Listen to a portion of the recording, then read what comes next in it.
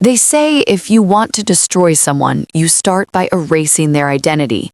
But what they didn't know is that the identity they tried to erase was just a mask, and underneath it was their absolute worst nightmare. It was 5 a.m., the kind of dark where the world feels completely empty. I was sound asleep when the aggressive pounding on my front door jolted me awake. No one knocks like that unless someone is dying or someone is coming to kill you. I threw on a hoodie, my heart hammering against my ribs, and cracked the door open. Standing there was my neighbor, Elias Thorne. Elias was the kind of guy who barely gave a nod when we crossed paths, kept his lawn perfect, kept to himself. But right now, he looked like a man running out of time. His face was ash pale, and he kept checking the street behind him.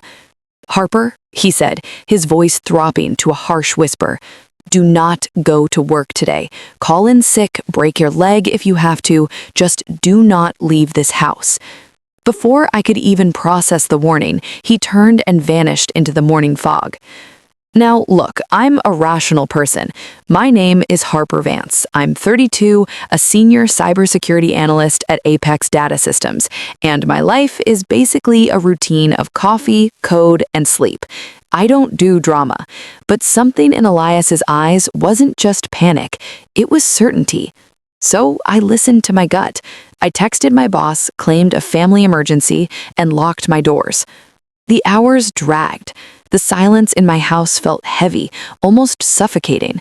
By 11:30 a.m., I was convinced I had let a paranoid neighbor ruin my perfect attendance. I was actually brewing a fresh pot of coffee, laughing at my own stupidity, when my phone rang. Unknown caller. I answered. "Hello? Harper Vance?" The voice was sharp, authoritative. "This is Special Agent Miller, Cyber Division. We need to verify your current location immediately." My stomach dropped. I'm at home. What's going on?" The silence on the line felt like a loaded gun. "Because, Miss Vance, our security feeds show your vehicle entering the underground garage at 9:45 a.m. Your ID badge swiped into the main server room at 9:58 a.m. We have footage of you initiating the breach." My blood ran ice cold. "That's impossible. I haven't left my house all morning." "We have your face on camera, Harper. Units are en route to your location. Do not attempt to flee." Click. I dropped the phone. Someone hadn't just stolen my credentials, they had stolen me. A clone of my car, my badge, someone wearing my face or manipulating the camera feeds. They wanted me to take the fall for a massive federal crime. And then I remembered Elias. "Do not go to work today." If I had gone to work, I wouldn't just be the suspect, I'd be the prime target. I'd probably be one of the casualties they blamed the whole thing on. A heavy knock hit my back door this time, not the front, the back. I grabbed a kitchen knife, a pathetic weapon against the FBI, but it was all I had. I pulled the blinds back a fraction of an inch. It was Elias. I opened the door, and he pushed past me, immediately deadbolting it. "They called you, didn't they?" he asked, not making eye contact as he quickly closed all my window shades. "Who are you?" I demanded, gripping the knife tighter. "The FBI is coming for me, Elias." He stopped and looked at me. "They aren't the FBI, Harper, and I'm not your neighbor. I moved in here 2 years ago for one reason, to keep you alive. Your father asked me to." "My father? My dad died in a random hit-and-run car crash 5 years ago. He was a high school science teacher, a quiet, boring man." "Your dad wasn't just a teacher, Harper. He was a lead researcher in a shadow DARPA initiative called Project Echo. They were developing cognitive neural mapping, essentially tech that can manipulate human behavior through digital frequencies, mind control for the digital age." My brain was spinning. "You're insane." "Am I?"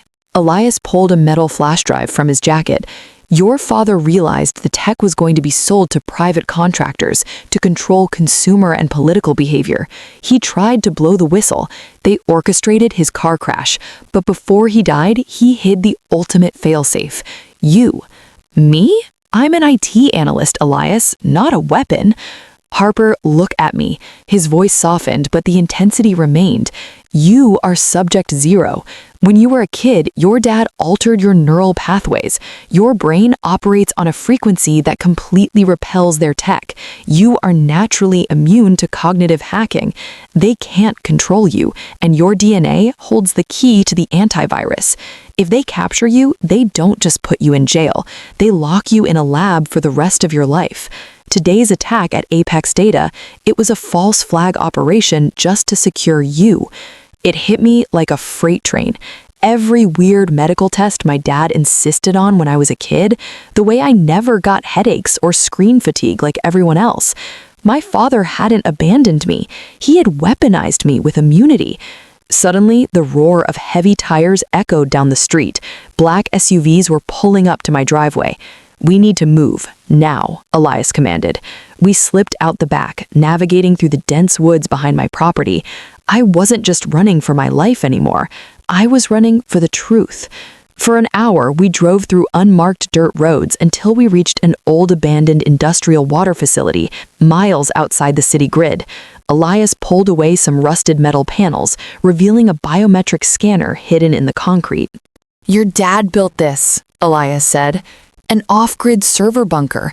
It only responds to your biometric signature. I couldn't open it even if I tried." I placed my hand on the scanner.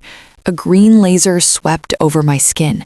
A heavy pneumatic hiss echoed through the air, and a thick steel door groaned open. Inside, it wasn't a dusty basement. It was the state-of-the-art server farm. Cold air blasted my face. In the center of the room sat a single terminal, glowing with a soft blue light. Resting on the keyboard was a physical, handwritten letter. My hands shook as I picked it up. It was my dad's handwriting. "Harper, my brave girl, if you are reading this, the worst has happened, and my time is up. I never wanted this life for you, but the people behind Project Echo will stop at nothing to turn humanity into obedient data points. I made you immune to protect you, but your immunity makes you the cure. On this terminal is the entire source code of Project Echo, along with the names, bank accounts, and addresses of every shadow operative involved. You have a choice. Press the red key and it wipes the servers, erasing your trail so you can hide forever. Press the green key and it leaks everything to every major news outlet, global intelligence agency, and dark web forum on the planet. It will destroy them, but you will never be able to live a normal life again. I love you. Make the choice you can live with." I looked at the terminal. 2 keys, red for hiding, green for war. For my entire life, I thought I was just an ordinary girl. I thought I was a tragic car crash. But staring at those keys, I realized something profound. Revenge isn't always about violence.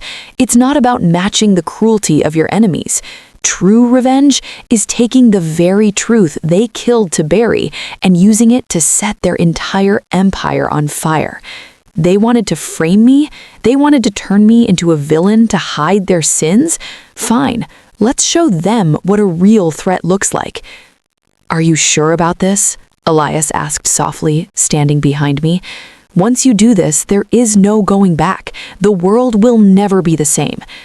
"I took my father," I said, my voice steady, stripped of all the fear I had felt that morning. "They tried to take my freedom. I'm not going to run." I didn't just press the green key, I smashed it. Instantly, the servers around us roared to life. Screens flashed with data transfers, uploading terabytes of classified secrets to the public domain. The system couldn't be stopped. I watched as the names of untouchable billionaires, corrupt politicians, and hidden agencies scrolled across the screen, being blasted out to the world. Within minutes, their entire shadow empire was dragged into the blinding light of the sun. The hunter had just become the hunted. We walked out of the bunker as the sun began to set. My phone, which I had picked back up, was already exploding with news alerts. The world was waking up. I looked out over the horizon. I wasn't Harper Vance, the quiet analyst, anymore. I was the glitch in their perfect system. And this wasn't just a story about surviving. It was a story about how one person's stubbornness to do the right thing bring down giants. If there is one thing you take away from my story, let it be this. Never let anyone write your narrative. When they try to push you into the dark, you don't hide. You become the fire.